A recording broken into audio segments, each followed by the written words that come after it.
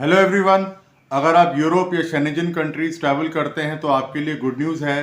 वो good news ये है कि दो नई कंट्रीज फुल फ्लेजेडली ज्वाइन होने जा रही हैं शेनेजन एरिया में 1 जनवरी 2025 से। तो 2024 में पार्शली जो है ज्वाइन किया था इन दो कंट्रीज ने शेनेजन एरिया, बट 1 जनवरी 2025 से फुल फ्लेजेडली, चाहे वो लैंड हो, चाहे वो एयर हो, चाहे वो सी हो, आप जो है दो न्यू कंट्रीज को एंजॉय कर सकते हैं शेनेजन एरिया में। तो अभी तक 27 कंट्रीज हैं शेनेजन एरिया में, और 1 जनवरी से 29 कंट्रीज हो जाएंगी जो फुल फ्लेजेड शेनेजन जोन कंट्रीज होंगी। तो इंडियन ट्रैवलर्स के लिए क्या फ़ायदा है इस चीज़ का, इसके आगे मैं आपको इस वीडियो के लास्ट में एक्सप्लेन करूंगा कि इंडियन ट्रैवलर्स किस तरीके से इसका बेनिफिट ले सकते हैं। तो पहले समझते हैं इसके बारे में और डिटेल्स कि कौन सी दो कंट्रीज ऐड हुई हैं और क्या क्या फ़ायदे आपको उससे मिल सकते हैं। So let's start.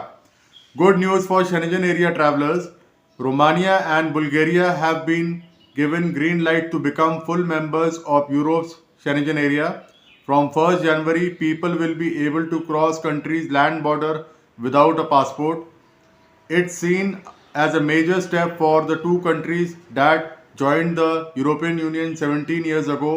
Now there will be 29 full members in Schengen area. तो आप जो है 29 कंट्रीज घूम सकते हैं विदाउट एनी रिस्ट्रिक्शंस, और आप 90 डेज तक शेनेजन एरिया में मूव कर सकते हैं। अगर आप टूरिस्ट वीज़ा पे जा रहे हैं, किसी भी एक कंट्री में आपको अप्लाई करना है जहाँ पे आपका स्टे मैक्सिमम हो। सपोज करिए कि अगर आप जर्मनी जा रहे हैं और वहाँ पे आपका नंबर ऑफ डेज जो है वो मैक्सिमम स्टे आपको जर्मनी में है, तो आपको जर्मनी की एम्बेसी में अपना वीज़ा अप्लाई करना चाहिए। उसके बाद आप वहाँ पे जाके फिर और कंट्रीज भी एक्सप्लोर कर सकते हैं। Air and sea border checks were lifted for the two nations in March, but extending this to their land borders has been subject to months of political wrangling. तो मार्च 2024 में एयर एंड सी बॉर्डर को lift कर लिया गया था already Romania and Bulgaria के लिए, but land restrictions अभी तक जारी थे और वो 1 जनवरी 2025 से वो भी हट जाएंगे। तो फुल फ्लेजेडली ये दो कंट्रीज ज्वाइन हो रही हैं शेनेजन एरिया में। What is the benefit for Indian travellers. अब आइए देखते हैं कि इंडियन ट्रैवलर्स का क्या इसमें बेनिफिट हो सकता है। At present applying for Schengen visa in this two country will be beneficial as they have recently come into Schengen zone full fledgedly. Moreover, chances of visa rejection in these two countries will be less as compared to other Schengen countries.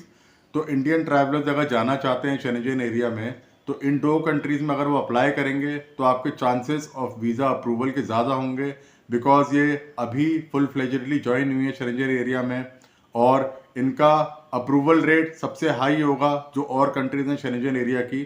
तो आप यहाँ apply करके अपने chances जो हैं visa approval के बढ़ा सकते हैं। और भी शेनेजन एरिया से रिलेटेड कि आपको कैसे शेनेजन वीज़ा अप्लाई करना है, कैसे आप जो है डॉक्यूमेंटेशन अपना पूरा कर सकते हैं, ऑलरेडी जो वीडियोस मेरे चैनल पर ऑलरेडी अपलोडेड हैं, आप उनको देख सकते हैं। और इसके बारे में अगर कुछ और भी इंफॉर्मेशन अगर आपको चाहिए, you can comment in the comment section. Thanks for watching.